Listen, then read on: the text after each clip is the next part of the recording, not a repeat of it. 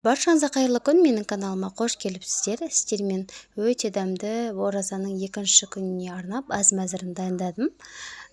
Және де ас мәзірінен бүгін осындай күріш және котлеті болады. Асқазанға ауыр болмайды. Және тәттіге осындай творожный дайындадым. Және тіске басарға осындай қуырылған пельмені дайындадым. Видеоның соңына дейін көрулеріңізді сұраймын. Әрі менің YouTube арнама да келіп қойыңыздар.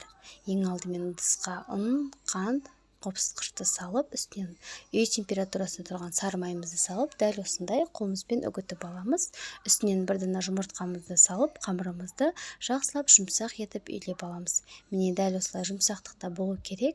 Енді осыны біз арнайы творожный пирог пісіретін ыдысымызға салып, немесе дәл осындай ыдыс жоқ болатын болса, қалаған ыдыстарыңызда пісіре берулеріңізге болады. Мен дәл осылай шеттерін бәрін дұрыстап, қамырларымызды дайындап аламыз. Үстінен шанышқымен тесіп шығамын. Тесу, теспеу маңызды емес. Мен тестім. Енді салмасын дайындаймыз. Салмасына творог, қант, қаймақ және жұмыртқаны қосып, жақсылап араластырып аламыз. Үстінен салып, 180 градуста қызып тұрған пеште 40 минуттай пісіріп аламыз. Міне біздің творожный пирогымыз дайын болды. Өте дәмді болып шығады. Сіздер де дайындап көріңіздер.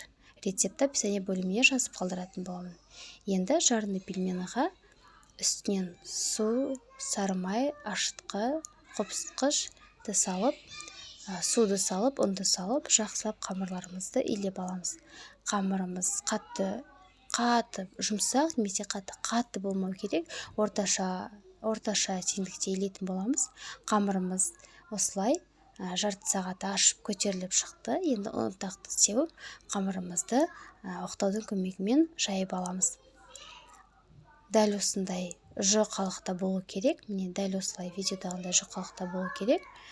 Енді дәл осы пельмендерімізді төрт бұрышты кесіп дайындап аламыз. Дәл осы видеодағындай, дәл осы мантыға дайындаймыз ғой, дәл солай мантыдағыдай оқтаудың көмегімен дәл солай жасап аламыз. Және де пышақпен төрт бұрышты етіп кесіп аламыз.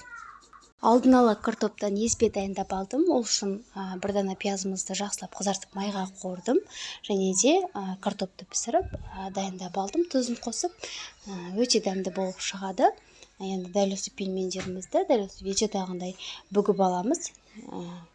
Бүгіп барлығын қамырларымызды осылай пельмендерімізді бүгіп аламыз. Алдын ала отқа майды қойып қызартып алдым. Міне пельмендерімізді бүгіп дайындап алдым. Енді дәл осылай қызарғанша пісіріп аламыз. Қатты қызартпаймын, өйткені тез піседі. Қамырымыз өте жұп-жұқа, салмасы да картоп болғаннан кейін, піскен картоп болғаннан кейін тез пісіп шығады. Міне біздің пельмендеріміз дайын болды. Енді кешкі астың қамына да кірісеміз. Кешкі асқа біз өте оңай әрі дәмді болып шығатын котлеті дайындаймыз. Ол үшін бізге фарш және де осылай картоп, пиязды жақсылап теркадан өткізіп алдым. Және де приправа қалауынша қосаңыздар болады. Дәміне қарай тұз қостым. Дәл осылай дөңгелектеп алып, кішкене ғана ұнтаққа араластырып алып, барлығын котлеттерімізді дайындап аламыз. Бұл жолы майға пісірейін деп шештім.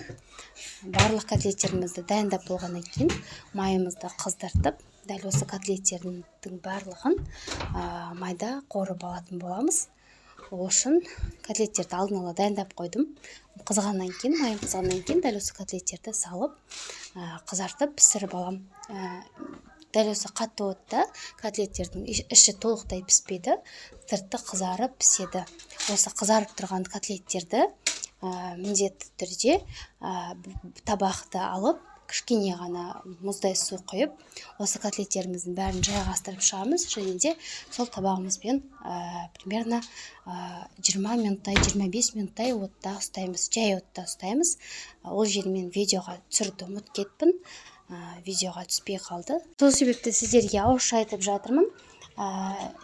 Міндетті түрде осы котлетті жақсылап екі жақ бетін қызарғаннан кейін суға бұқтырып қойсаңыздар өте дәмді болады. Және де майлы болып кетпейді котлеттеріңіз.